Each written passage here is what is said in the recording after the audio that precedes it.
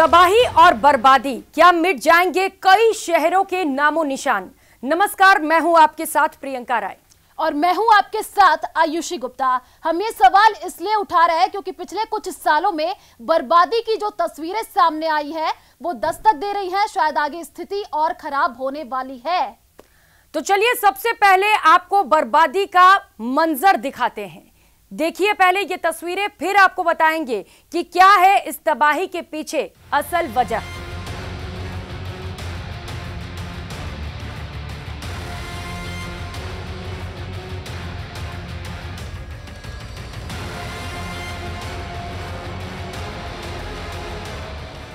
ये तस्वीर है हिमाचल प्रदेश के कुल्लू की। लोगों की जिंदगी भर की जमा पूंजी और कई महीनों या सालों का मेहनत सब एक ही पल में बर्बाद हो जाते हैं और मिट्टी में मिल जाते हैं।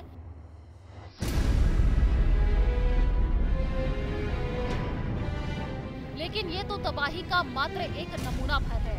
चलिए और तस्वीर दिखाते हैं जिसे देखकर आपका दिल दहल जाएगा।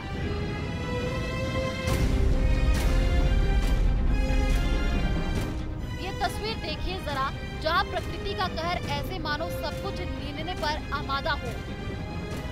कार पानी में ऐसे बह रही है जैसे खिलौना हो।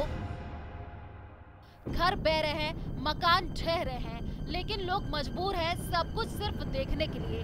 करे भी तो करे क्या, आखिर प्रकृति के आगे किसकी चलती है।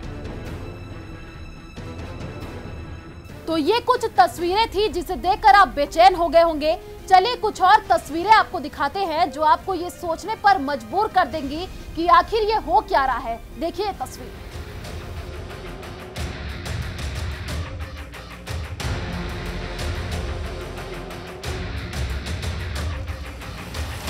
और अब सबसे बड़ा सवाल ये कि क्या मिट जाएगा देश के कुछ जगहों का नामो निशान, क्या खत्म हो जाएंगी इनकी पहचान और क्या नहीं रहेगा भविष्य में इनका नाम। ये तमाम सवाल इन तस्वीरों के देखने के बाद हमारे जहन में आते हैं। रूह कांप उठती है, कलेजा मुंह को आ जाता है, रोंगटे खड़े हो जाते हैं जब हर साल प्रलय की ये तस्वीरें सामने आती हैं, जिसमें लोगों के आशियाने से लेकर उनके मकान ही नहीं बल्कि उनका पूरा का पूरा घर परिवार उजड़ जाता है।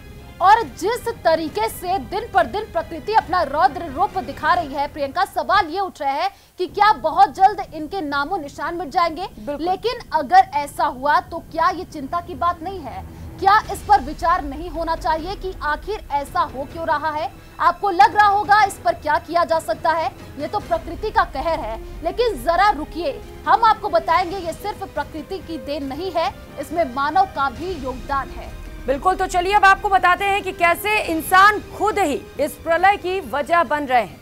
शिमला में जो आफत आई हुई है वो इसी का नतीजा है कि वहां अंधाधुंध पेड़ काटे गए और विकास के नाम पर विनाश का काम किया गया और हरी भरी शिमला की जगह सीमेंट से बनी इमारतों ने ले ली। और इस बात को नजरअंदाज कर दिया गया कि शिमला में इतना ज्यादा निर्माण कर देना कितना खतरनाक है।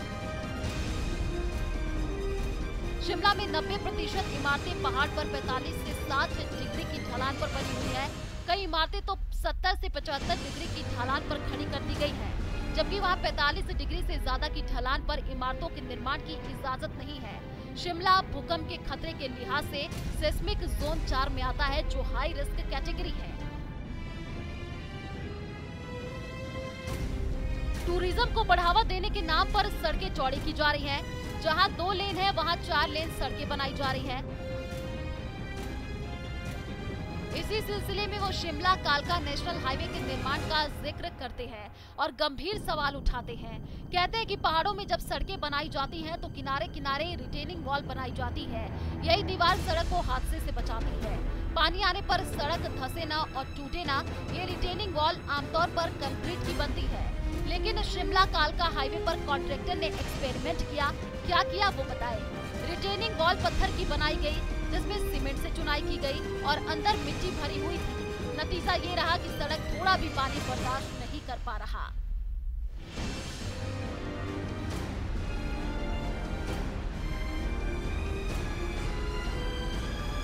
क्या है वजह? तो ये थी वो वजह जिनकी वजह से ये प्राकृतिक आपदाएं रौद्र रूप ले रही है प्रियंका। इन आपदाओं में जहां कई लोगों की आशियाने छिड़ गए तो वहीं कई लोगों के उनके अपने व्यापार भी बिछड़ गए और लोग अपने आप से भी बिछड़ गए। बिल्कुल, कईयों का तो पूरा परिवार ही खत्म हो गया और ऐसे में सवाल उठता है कि कौन है इसके लिए जिम्मेदार और क्या इस पर जल्द से जल्द कोई ठोस फैसला लेने की जरूरत नहीं है। जरूरी है हम सभी भी चेत जाएं, वरना तबाही की ये तस्वीरें और भी ज्यादा भयावह और दर्दनाक हो सकती हैं, क्योंकि कहते हैं ना, if you will destroy the nature will destroy you. यानी कि अगर आप प्रकृति को तबाह करेंगे तो प्रकृति भी आपको तबाह कर देगी।